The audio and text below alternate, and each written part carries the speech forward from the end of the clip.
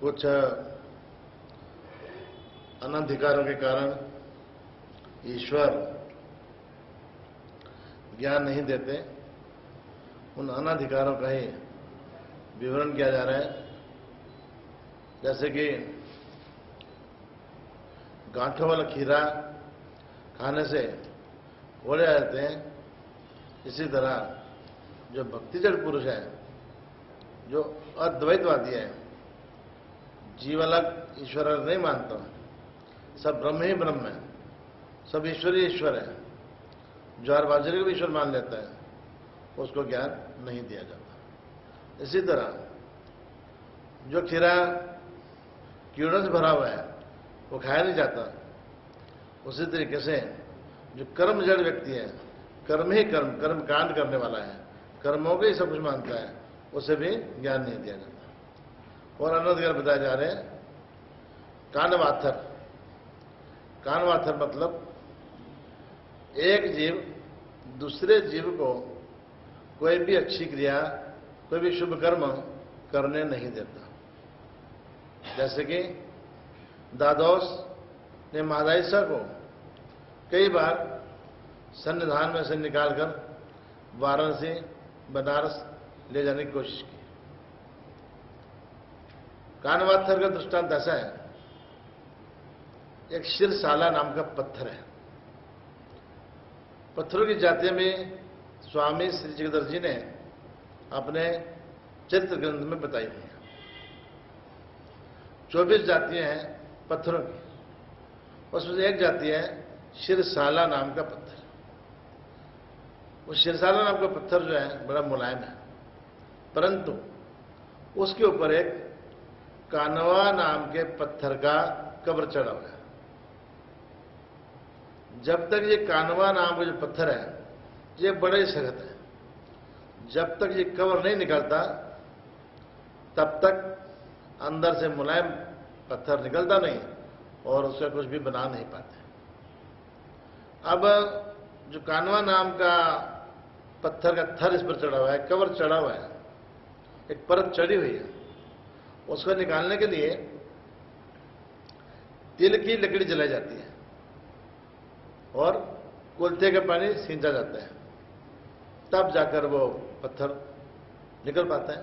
फिर भी छन्नी लगाकर जब तोड़ा जाता है तो छन्नी फिसल कर दूर जा गिरती है, परंतु अग्नि जलाने से, कुल्थे का पानी सींचने से उसके टुकड़े हो जाते हैं।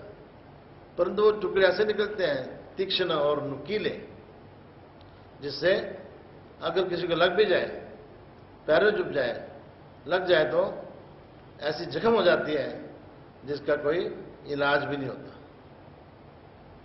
इसी तरीके से एक जीवात्मा दूसरे जीवात्मा को कानवा नाम के पत्थर के न्याय से उसको बाधा डाल रहा है, उसके ऊपर चढ़ा हुआ है, कुछ क्रिया करने ही देता नहीं। अब कानवा नाम का पत्थर निकाल देने के बाद अंदर से एक मुलायम पत्थर निकलता है, उसका नाम है शिरसाला पत्थर। अब मुलायम पत्थर निकलने के बाद बेशक आप उसकी कई प्रकार की मूर्तियां बना लो, जो मर्जी बनाओ बन जाएगा, परंतु जब तक वो कानवा नाम का पत्थर नहीं निकलता ना, तब तक उस मुलायम पत्थर का कुछ भी उपयोग नहीं किया जा सकता। इसी तरह इस जीवात्मा को कानवा नाम के पत्थर न्याय से कई जीव आड़े आ जाते हैं, ऊपर चढ़े हुए, परत चढ़ी है, करने ही नहीं देते। इस सिद्धांत दृष्टांत का ये है, हमने कानवा नाम के पाषाण की तरह किसी को आड़े आना नहीं, किसी के अधीन होना नहीं और अपने अधीन किसी को करना नहीं। दूसरे की क्रिया में कभी आड़ आना नहीं और अपनी क्रिया में किसी को आड़ आने देना नहीं। कोई हमारी क्रिया में बाधा डाल भी रहा है तो उसकी माननी भी नहीं। ना तो किसी के अधीन होना है और ना किसी को अधीन अपने करना है, धर्म के अधीन होना है।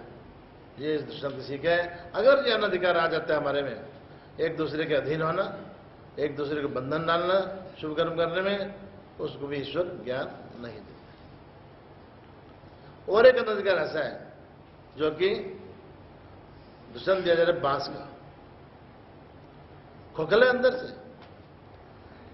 चंदन के पौधे के साथ बेर के, बबूल के इत्यादि जितने भी पौधे लगे होंगे सभी को चंदन की संगत से सुगंधता आ जाती है, सुगंधी पौधे भी हो जाते हैं।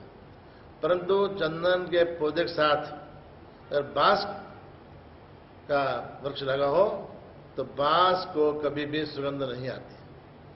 बांस को सुगंध क्यों नहीं आती? अंदर से खोखला है, अंदर सारी नहीं है। इसी तरह जिसकी बुद्धि में सारी नहीं है, अंदर से खोखला है, उसको भी इस ईश्वर ज्ञान का असर नहीं होता, उसे भी ज्ञान प्राप्त नहीं होता। उदाहरण है नाथोबास का। नाथोबास और श्री नागदेव जी ने भगवान से उपदेश सुना, ब्रह्म विद्या उपदेश सुना।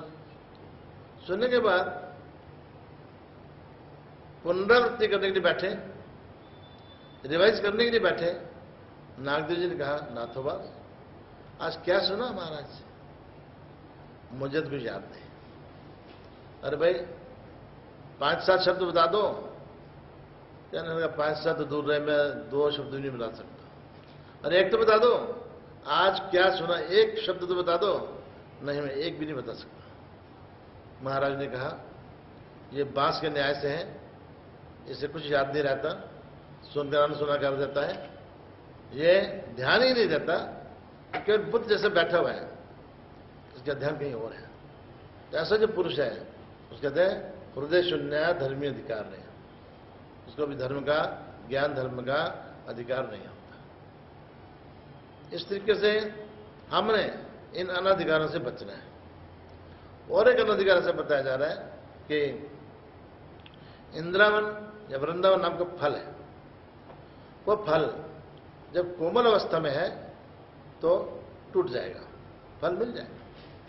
परंतु कोमल अवस्था में उसे ना तोड़ा जाए, पक्व होने पर तोड़ने की कोशिश करोगे तो फल टूटना दूर रहा, बेल की बेल हाथ में आ जाएगी। इसी तरह हमने कोमल अवस्था में ही खुद ज्ञान प्राप्त करने की कोशिश करनी है। कोमल अवस्था में ज्ञान प्राप्त हो जाएगा, परंतु बुरी अवस्था में परिपक्व होने के बाद फिर ज्ञान प्राप्त नहीं होता। इस सिद्धांत के अनुसार ही हमने गुरुमंत्र भी बच्चों को कोमल अवस्था में ही दिलाना है। कोमल अवस्था में दिलाएंगे तो बच्चे धर्म पर पक्के निकलेंगे। नहीं, बड़ा होने तो अभी जब कहेगा तब। अगर हम माता पिता बच्चों में संस्कार डालते नहीं, जब वो परिपक्व अवस्था में आ जाते हैं फिर आपकी मानते भी नहीं। इसलिए शास्त्रीय सिद्धांत के अनुसार लड़का हो या लड़की हो, 8 साल का बच्चा हो जाए तब उसे पाप और पुण्य लगना शुरू हो जाता है। उस समय हमारा कर्तव्य बनता है कि बच्चों को गुरुमंत्र दिलवाया जाए, धर्म संस्कार डाले जाए। बड़ा होने के बाद डालने की कोशिश करोगे तो कई बच्चे दिखते हैं नामधारकों के, 15, 20 साल के हो जाते हैं, गुरुमंत्र नहीं, पूजा करने का तरीका भी नहीं आता। इसलिए कोमल अवस्था में ही उनको धर्म पर लगाना ये हमारा कर्तव्य है। इसी तरह संन्यास की भी एक अवस्था है। ज्यादा ही पूर्ण होने पर अगर संन्यास दिलाया जाए, संन्यास जबरदस्ती भी की जाए, भाई ले लो संन्यास, घर वाले क्यों ना करें, तो भी तैयार नहीं होता। तैयार हो भी जाएगा तो ममतावश धन जुटाने की कोशिश करेगा, मुझे बुढ़ापे में कुछ काम आएगा, पैसा चाहिए। कहने का सारांश ये कि कोमल अवस्था में कोई भी कार्य हो जाता है, सफल होता है, परंतु जब हम परिपक्व अवस्था होने के बाद उस कार्य को करने की कोशिश करते हैं तो कार्य व्यर्थ चला जाता है, कार्य हो नहीं पाता। इन अनाधिकारों से भी हमने बचना है। अब ईश्वर इतने कृपालु है कि कोई एक प्रतिकूल है, विरोधी है, वो प्रतिकूल संस्कारों से और बीमार है। बीमारी कौन सी?